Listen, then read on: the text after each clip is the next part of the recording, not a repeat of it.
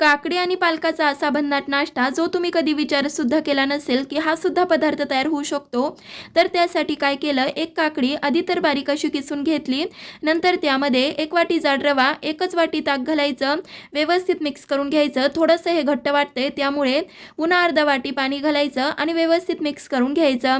आता ह्यामध्ये मिरचीचे तुकडे, 1 चमचा किसलेला अद्रक, चिरलेला कढीपत्ता, 2 चमचे नारळाचे तुकडे, 1 चमचा कच्ची उडदाची डाळ, 1 वाटी बारीक चिरलेला पालक, कोथिंबीर, अर्धा चमचा जिरे आणि चवीपुरतं मीठ घालायचं, व्यवस्थित मिक्स करून घ्यायचं।